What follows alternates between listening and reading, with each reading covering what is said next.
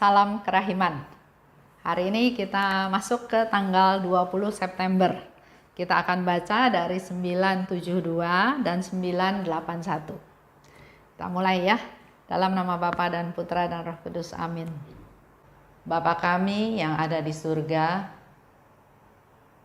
dimuliakanlah namamu.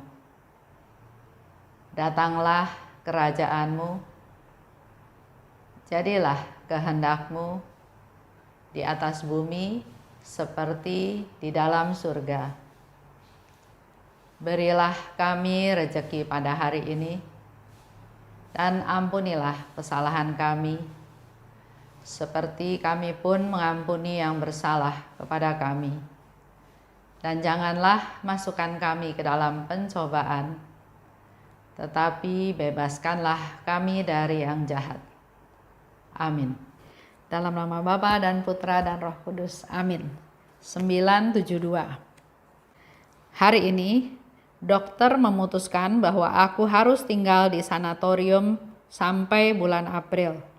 Ini adalah kehendak Allah, meskipun aku sesungguhnya ingin kembali berkumpul dengan para susterku. 981.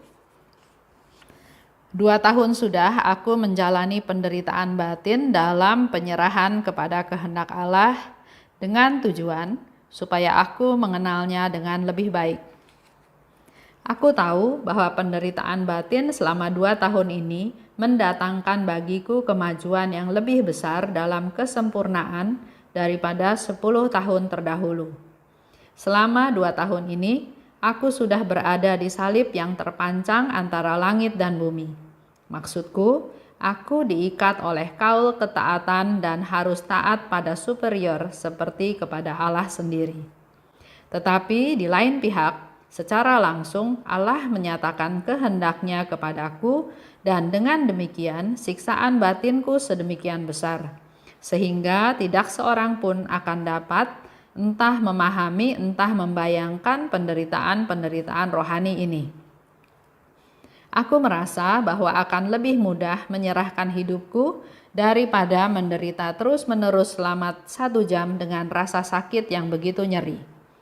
Aku bahkan tidak akan menulis banyak mengenai masalah ini, sebab orang tidak dapat melukiskan seperti apa mengenal kehendak Allah secara langsung, dan pada saat yang sama harus taat sempurna kepada kehendak ilahi sebagaimana diungkapkan secara tidak langsung lewat para superior. Syukur kepada Allah bahwa Ia telah memberi aku seorang pembimbing rohani. Kalau tidak, aku tidak akan maju setapak pun. 972. Dokter memutuskan Suster Faustina harus tinggal di sanatorium sampai bulan April. Dan itu dikatakan oleh Suster Faustina itu adalah kehendak Allah. Walaupun dia sebetulnya pengen ada di kongregasi ya, berkumpul dengan suster-suster yang lain. Bagaimana dengan kita? Coba refleksi ke hidup kita ya. Ada orang yang misalnya sakit, sudah harus masuk rumah sakit. Tapi dia masih nawar sama susternya, sama dokternya, saya nggak mau masuk rumah sakit, saya berobat jalan aja, ya. Atau ada yang sudah masuk rumah sakit, bukan dijalanin dengan baik, tapi kerjanya ngomel, marah-marah, makanannya nggak enak, susternya judes, bosen di rumah sakit, sampai kapan saya di rumah sakit, dan seterusnya. Masuk rumah sakit tujuannya kan supaya menjadi lebih baik, supaya disembuhkan ya. Tapi sering kita yang mengalami sakit itu bukan memanfaatkan waktu yang ada dengan baik, tapi malah lebih banyak ngomelnya, keselnya. Jadi nggak heran kalau di rumah sakit jadi lama, jadi nggak sembuh-sembuh ya. Dan yang satu lagi perlu kita renungkan, dikatakan oleh Suster Faustina, inilah kehendak Allah. Pernah juga ada satu kejadian ya, ada seorang ibu, dia melihat lantai itu licin ya, baru dipel, dan di otaknya sudah kepikir, saya harus hati-hati karena itu licin. Dia melakukan tindakan melangkah ke lantai tersebut dan jatuh. Akibatnya harus masuk rumah sakit. Coba kita refleksi. Kalau pikiran kita sudah berpikir bahwa itu licin, kan salah satu solusinya menghindar, jangan ke situ. Atau tunggu sebelum licin. Tapi kalau tetap dilakukan walaupun sudah hati-hati dan tetap jatuh, Suster Faustina bilang, itu Tuhan izinkan terjadi. Itu kehendak Allah. Ya. Lanjut. Dikatakan 2 tahun Suster Faustina menjalani penderitaan batin dalam penyerahan kepada kehendak Allah. Jadi kita juga mendapat contoh. Untuk berserah pada kehendak Allah itu enggak instan, tapi melalui suatu proses.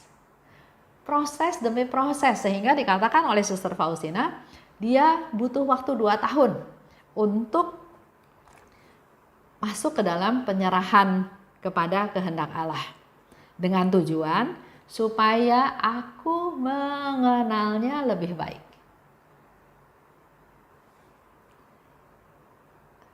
Dalam 2 tahun itu ternyata mendatangkan kemajuan yang lebih besar dalam kesempurnaan daripada 10 tahun yang lalu. Jadi semuanya ada proses, enggak merata seperti itu, enggak sama ya. Dalam 10 tahun, Suster Faustina katakan dia dapat enggak sebanyak seperti yang 2 tahun terakhir ini. Ya, jadi ada suatu proses. Penderitaan batin, dia mengalami penderitaan batin karena dia diikat oleh kaul ketaatan ya. Di dalam kongregasi, di dalam biara tersebut ada kaul ketaatan juga, dan harus taat juga pada para superior seperti pada Allah. Allah menyatakan kehendaknya padaku. Jadi kalau saya nangkep cerita ini kayak semacam ada kontradiksi.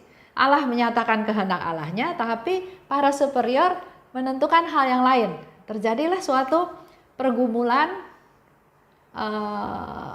penderitaan yang harus dialami oleh Suster Faustina. Di satu pihak dia harus taat pada kaul kekalnya kepada Tuhan. Di saat yang sama dia harus taat pada para superiornya. Itulah yang dialami oleh Suster Faustina, penderitaan batin. Dan begitu besar atau begitu penderitaan yang harus dialami, sampai dikatakan oleh Suster Faustina, dia pun nggak bisa menuliskannya.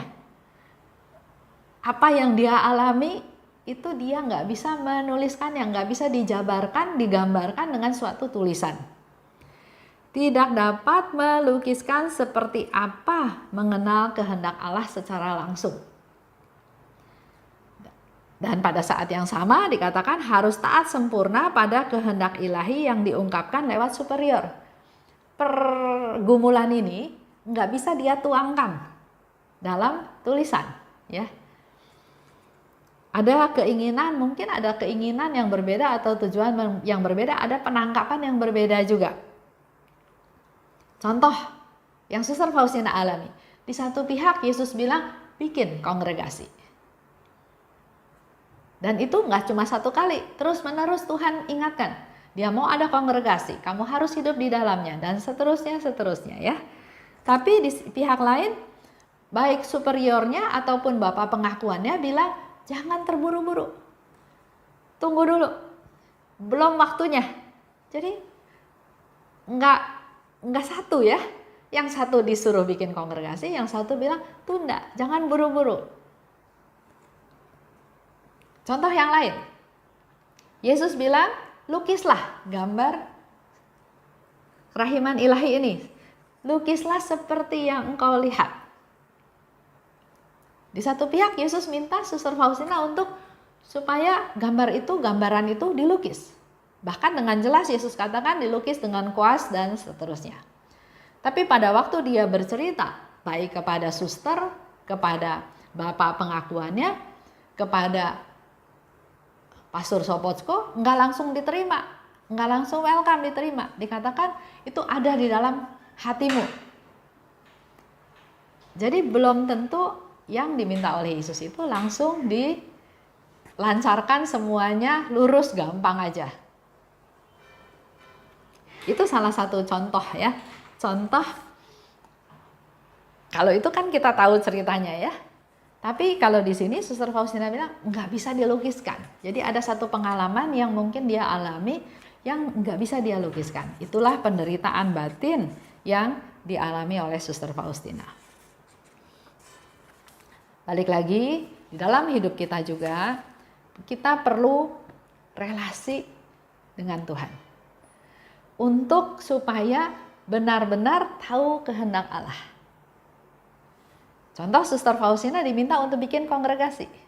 Tapi di dalam perjalanan hidupnya, setahun demi setahun melalui segala macam peristiwa, akhirnya Suster Faustina tahu, oh bukan kongregasi baru yang terpisah dari kongregasi yang ada, tapi yang dikehendaki oleh Tuhan adalah komunitas awam, kerasulan awam, gerakan kaum awam untuk menyebarluaskan kerahiman ilahi. Begitu pula dalam hidup kita sehari-hari.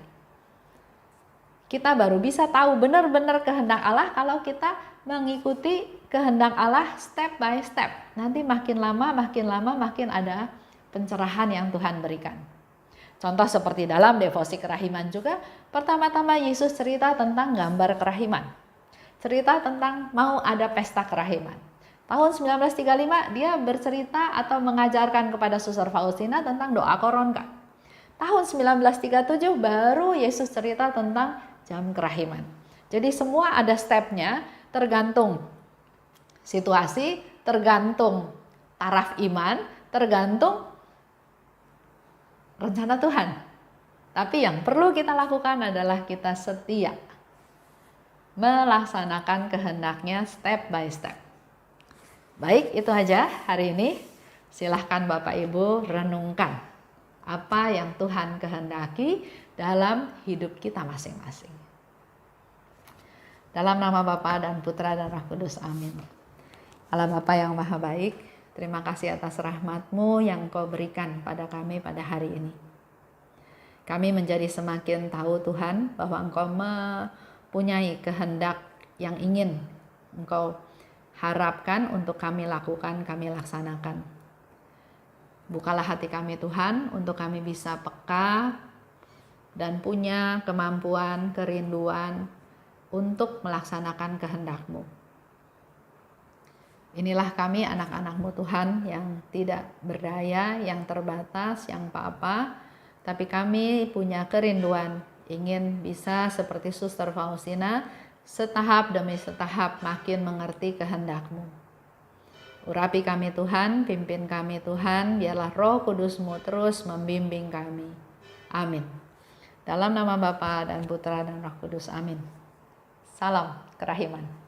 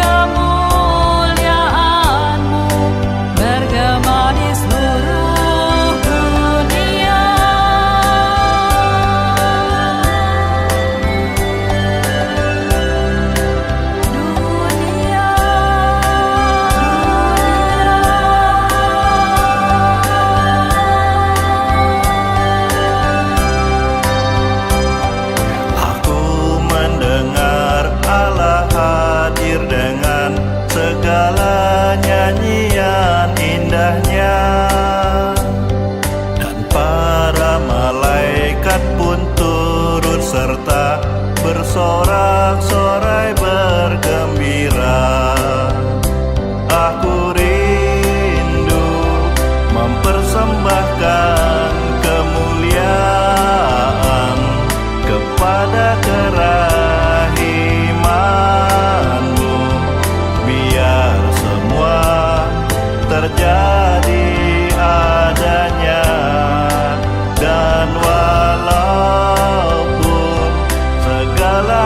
surga.